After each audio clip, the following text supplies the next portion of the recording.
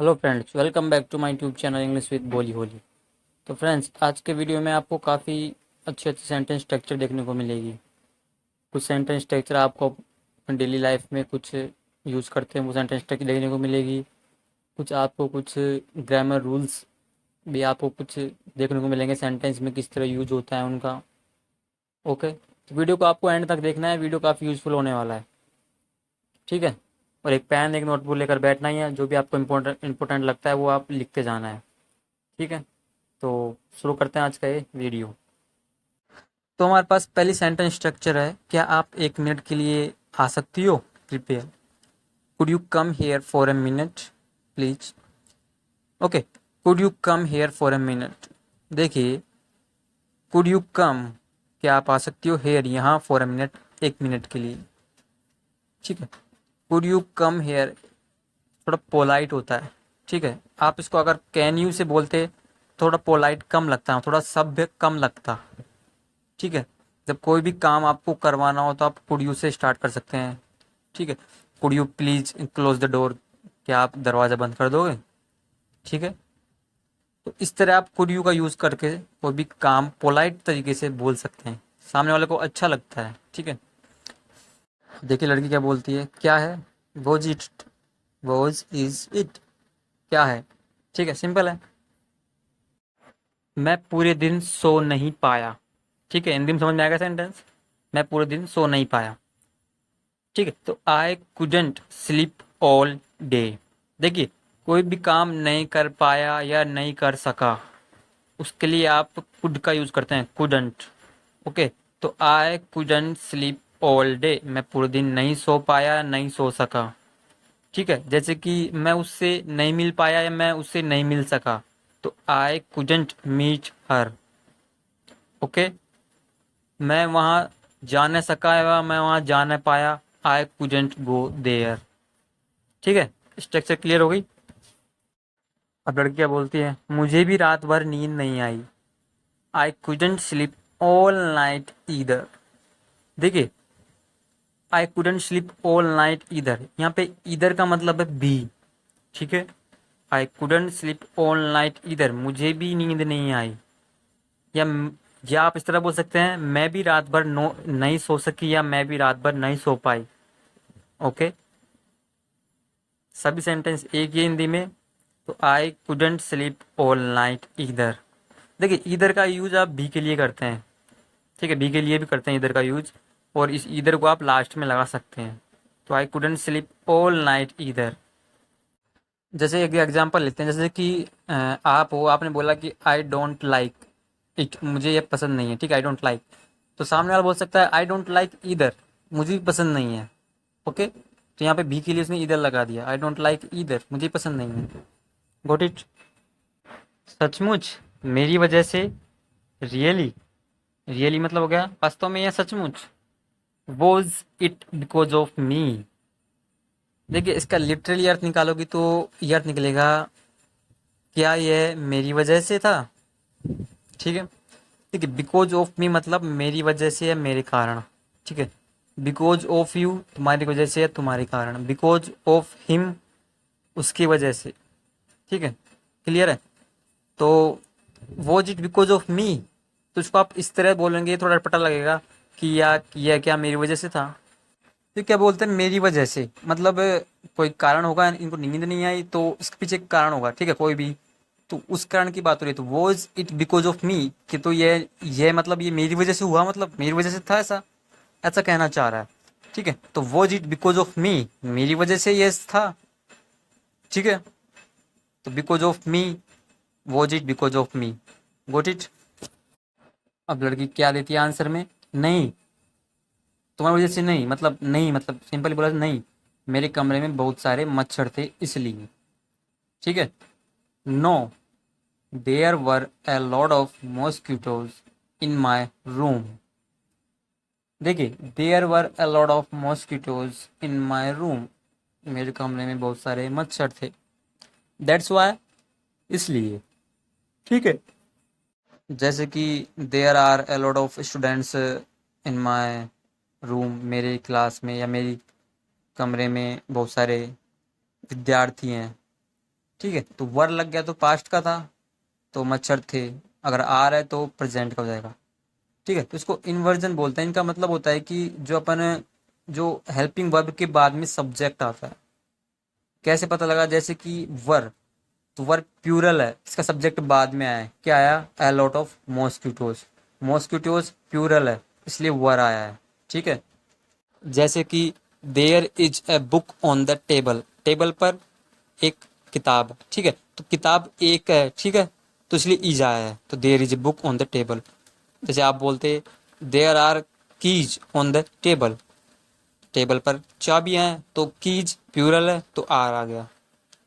ठीक है, यह तुम्हारी हिम्मत और हास्य की भावना है, मैं सच में इसकी प्रशंसा करता हूँ। It's your guts and sense of humour. देखिए, गट्स मतलब हो गया हिम्मत, धैर्य, साहस। तो इट्स योर गट्स, ये तुम्हारी हिम्मत है। एंड सेंस ऑफ ह्यूमर, देखिए सेंस ऑफ ह्यूमर होता है मतलब जो आदमी किसी को हंसा सकता है, तो उसमें सेंस ऑफ ह्यूमर होता है। ठीक है, that I really admire. That, जिसकी आई रियली एडमायर, मैं सच में प्रशंसा करता हूँ। एडमायर मतलब होता है प्रशंसा करना, तारीफ करना। ओके, तो it's your guts and sense of humour, ये तुम्हारी हिम्मत और आशय की भावना है। दैट आई रियली एडमायर, इसकी मैं प्रशंसा करता हूँ, इसकी प्रशंसा करता हूँ सच में। ओके, तुम मुझ पर विश्वास करो या ना करो, मैं तुमको सच बता रहा हूँ। वेदर यू बिलीव मी और नॉट। देखिए, कंजंक्शन है ये। ठीक है, तो वेदर यू बिलीव मी और नॉट मतलब हो गया तुम विश्वास करो या ना करो। ठीक है, वेदर यू बिलीव मी, तुम विश्वास करो, और या नॉट, ना करो। ठीक है, वेदर यू गो और नॉट, तुम जाओ या ना जाओ।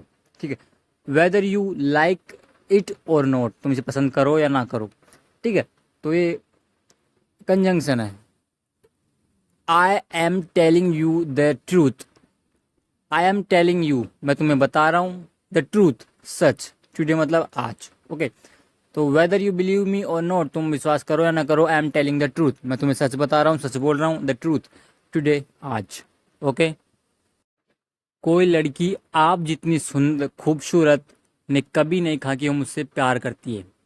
ठीक है, no girl, no girl as beautiful as you, इसका मतलब है आप जैसी खूबसूरत या आप जितनी खूबसूरत। हैज, देखिए आप सीधा जोड़िए, no girl has ever told me, मतलब कोई लड़की ने कभी भी मुझे नहीं कहा। दैट की तरफ से लगाइए, she is in love with me, वह मुझसे प्यार करती है, वह मेरे प्यार में है। ओके, तो no girl as beautiful as you has ever told me she is in love with me. Okay, मेरे साथ ऐसा पहली बार हुआ है, या फिर आप बोल सकते हो ऐसा मेरे साथ पहली बार हुआ है। It is the first time, it is the first time such a thing happen to me. ठीक है, अब इसका लिटरली जो वास्तविक अर्थ निकलता है वो निकालता है। देखिए, it is the first time, यह पहली बार है। सच a thing, such a thing मतलब ऐसी चीज, हैपन्ड हुई, टू मी मेरे साथ। ओके, तो it is the first time such a thing happen to me, जो ऐसा पहली बार मेरे साथ हुआ है, ऐसी चीज़, ऐसी बात मेरे साथ पहली बार हुई है। ठीक है, इसको आप इस तरह बोल सकते हैं कि ऐसा मेरे साथ पहली बार हुआ है। इसकी इंग्लिश बनेगी, it is the first time such a thing happen to me. Got it? और मैंने सोचा मुझे भी अब अपनी भावनाओं को साझा करना चाहिए। एंड आई थॉट मैंने सोचा या मुझे लगा, I ought to share my feelings too, मुझे भी अपनी भावनाओं को साझा करना चाहिए। ठीक है, ought टू का मतलब करना चाहिए। ठीक है, जैसे कि एक शुड की तरह ही इसका अर्थ निकलता है, लेकिन थोड़ा सा डिफरेंस होता है। ओके, तो आई ought टू शेयर, मुझे साझा करनी चाहिए क्या, मेरी फीलिंग्स टू, भी मुझे अपनी फीलिंग्स को साझा करना चाहिए, शेयर करना चाहिए। ओके, ये हमारे रोमांस की शुरुआत है। It is the beginning of our romance. It is the beginning, देखिए इट इज़ द बिगनिंग मतलब होता है शुरुआत है, of our romance, our romance मतलब हमारे रोमांस, ऑफ मतलब की, तो it is the beginning of our romance, ये हमारे रोमांस की शुरुआत है। Got it. तुम इतना आसानी से यह कहकर नहीं जा सकते, you can't say that and get away so easily. ठीक है, तो देखिए यू कांट से तुम नहीं कह सकते, यू कांट से तुम नहीं कह सकते। ठीक है, यू कांट गो तुम नहीं जा सकते, यू कांट सिट तुम नहीं बैठ सकते। इसी तरह यू कांट से तुम नहीं कह सकते दैट ऐसा, या एंड गेट अवे। देख गेट अवे मतलब होता है निकलना, भाग जाना, छोड़ कर चल जाना। सो इजीली इतना आसानी से।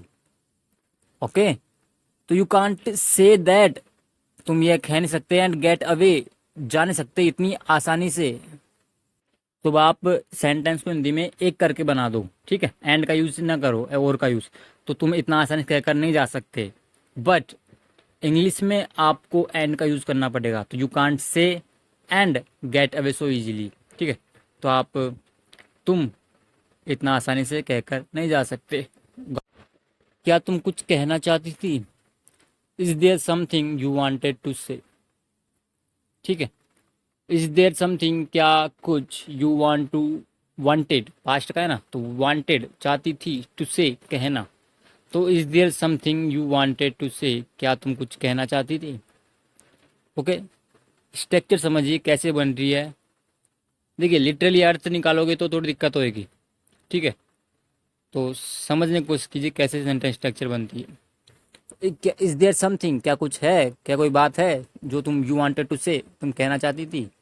ओके, तुम यह तो नहीं पूछना चाहती थी कि मेरा तुम्हारे अंकल के साथ झगड़ा क्यों हुआ। Okay, you didn't wanted, no wanted नहीं आएगा, वांट आएगा। ओके, क्योंकि डिडेंट आ चुका है। You didn't want to ask why I got into a fight with your uncle. देखिए गेट इनटू फ्रेजल वर्ब है, इसका मतलब हो गया मुसीबत में पड़ना, लत पड़ना या शामिल होना। ठीक है, शामिल होना किसी में, कि लड़ाई के अंदर भी शामिल हो सकते हो, किसी किसी चीज़ में शामिल होना, कोई भी चीज़ में। ठीक है, तो you didn't want to ask that, that वो लगा दीजिए। ठीक है, तो you didn't want to ask, तुम यह तो नहीं पूछना चाहती थी व्हाई आई गोट इनटू, कि मैं क्यों शामिल हुआ। अर्थ निकालिए, मैं क्यों शामिल हुआ अ फाइट, लड़ाई में, विद योर अंकल तुम्हारे अंकल के साथ, तुम्हारे अंकल से या तो अंकल के साथ। ओके, तो अर्थ ये निकलेगा मतलब तुम्हारा झगड़ा हुआ मेरा अंकल के साथ, तुम्हारे अंकल के साथ। ओके, तो लिटरली अर्थ मत निकालिए, समझिए। तो why I got in to a fight with your uncle, मेरा तुम्हारे अंकल के साथ झगड़ा क्यों हुआ। ठीक है, सामने वाला इंग्लिश जानता है, वो समझ जाएगा कि आप क्या बोलना चाह रहे हो। ठीक है, तो you didn't want to ask that why I got into a fight with your uncle.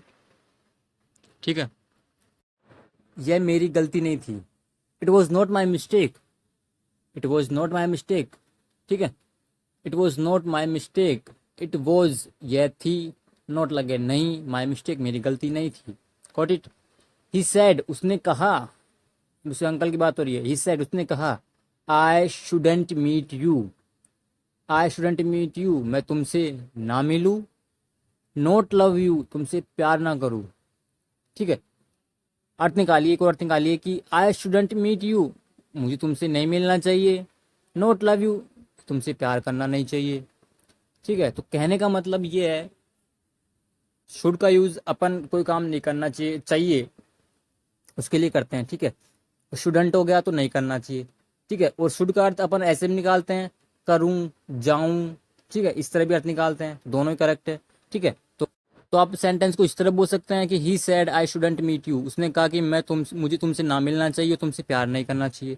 ठीक है, या फिर आप इस तरह बोल सकते हैं कि उसने कहा कि मैं तुमसे ना मिलूं या तुमसे प्यार ना करूं। तो he said I shouldn't meet you, not love you. Okay, मुझसे ऐसा कहने वाला वो होता कौन है। ठीक है, who the hell is he to say that to me. Okay, देखिए यहाँ पे हेल का यूज गुस्सा, एंगर दिखाने के लिए। ठीक है, अगर फीलिंग्स है, गुस्सा है, ठीक है, गुस्सा दिखाना चाह रहे हो तो आप हेल वर्ड का यूज कर सकते हो। इसका मतलब सामने वाला समझ जाएगा कि गुस्से से बोल रहा है कोई चीज़। ठीक है, तो हु द हेल इज ही, वह होता कौन है, ऐसे गुस्से में बोला है। ठीक, टू से कहने वाला, दैट यह, टू मी मेरे से। ओके, तो who the hell is he to say that to me, what it. ऐसा कुछ नहीं था जैसा तुमने सोचा। There was nothing of the sort you imagine there was. देखिए, there was nothing of that the sort. देखिए, ऐसा कुछ नहीं था। यू इमेजिन, तुमने कल्पना की, जैसे तुमने सोचा। देर वॉज, ठीक है। There was nothing of the sort you imagine there was, ठीक है। मुझे तुमसे प्यार नहीं है, I am not in love with you, ठीक है। I am not in love with you, मैं तुमसे, मुझे तुमसे प्यार नहीं है, मैं तुम्हारे प्यार में नहीं हूँ। ओके, ठीक है। मैंने जो कुछ भी कहा और किया, ठीक है। वट एवर, वट एवर मतलब होता है जो कुछ भी, ठीक है। आई सेड, मैंने कहा। और मीन्स या। आई डिड, मैंने किया। ओके, दो बार आई नहीं लगा सकते, ठीक है। एक बार लगा दिया शुरू में सब्जेक्ट के रूप में, ठीक है। तो वट एवर आई सेड और डिड, जो कुछ भी मैंने कहा और या किया। डिड मतलब किया। ओके, आगे सेंटेंस देखिए। Was all A false, false मतलब होता है झूठ, मिथ्या। तो सब झूठ था। ओके, वट एवर, देखिए, वट एवर आई सेड और डिड वॉज ऑल ए फाल्सूड, ठीक है। सब कुछ झूठ था। ओके, ये एक खेल था जिसे मैंने नानी माँ के कहने पर शुरू किया। It was a game, it was a game I started at behest of my grand mother. देखिए, इट वॉज ए गेम, या गेम था। आई स्टार्टेड, मैंने शुरू किया। At behest of my grand mother, behest, at behest of, इसका मतलब होता है के कहने पर या के अनुसार, के आदेश अनुसार। ओके, देख लीजिए, एट द बिहेस्ट ऑफ मतलब होता है के आदेश अनुसार या के कहने पर। ओके, ऑफ के बाद में जो भी इंसान है जिसके बारे जो कह रहा है उसके लगाना है, ठीक है। तो आई started at behest of my grandfather, मेरी नानी के कहने पर यह मैंने ये शुरू किया। ओके, लेकिन मुझे पता चला कि वह सिर्फ पारिवारिक हिसाब चुकता करने के लिए ऐसा कर रही थी। ओके, सेंटेंस समझ में आ गया। बट, लेकिन, आई गोट टू नो, देखिए, गेट टू नो, इस पूरे फ्रेज का मतलब होता है पता चलना। ओके, लिख लीजिए। तो आई गोट टू नो पास्ट हो गया ना, तो मुझे पता चला, ठीक है। दैट की शी वॉज डूइंग इट, वह कर रही थी। ओनली, सिर्फ। टू सेटल, सेटल मतलब होता है हिसाब करना। फैमिली स्कोर्स, फैमिली का हिसाब चुकता करने के लिए, ठीक है। तो आप बोल सकते हैं पारिवारिक हिसाब चुकता करने के लिए, टू सेटल फैमिली स्कोर्स, ठीक है। तो but I got to know, लेकिन मुझे पता चला दैट कि शी वॉज डूइंग इट, वो कर रही थी ये। ओनली, केवल। टू सेटल फैमिली स्कोर्स, पारिवारिक हिसाब चुकता करने के लिए। ओके, मैंने इस ढोंग को ख़त्म करने का फैसला कर लिया है। आई हैव डिसाइडेड, ठीक है। फैसला कर चुकी हूँ या कर लिया है। ओके, प्रेजेंट परफेक्ट है, तो आई हैव डिसाइडेड, मैंने फैसला कर लिया है। टू पुट एन एंड मतलब ख़त्म करना, मतलब इसे ख़त्म करना। दिस प्रिटेंस, प्रिटेंस मतलब होता है ढोंग, ठीक है, दिखावा। Got it. I have decided to put an end this pretence, मैंने इस ढोंग को ख़त्म करने का फैसला कर लिया है, या मैंने इस ढोंग को ख़त्म करने का फैसला कर चुकी हूँ, ठीक है। प्रिटेंस मतलब होता है दिखावा, ढोंग, ठीक है। तो फ्रेंड्स, आज के वीडियो में यही था, और मुझे उम्मीद है कि आपको सेंटेंसेस समझ में आए होंगे, काफ़ी कुछ सीखने को मिला होगा। तो वीडियो को लाइक और शेयर जरूर कीजिए वीडियो को। चैनल पर नए हैं, चैनल सब्सक्राइब जरूर करिए। And thanks for watching.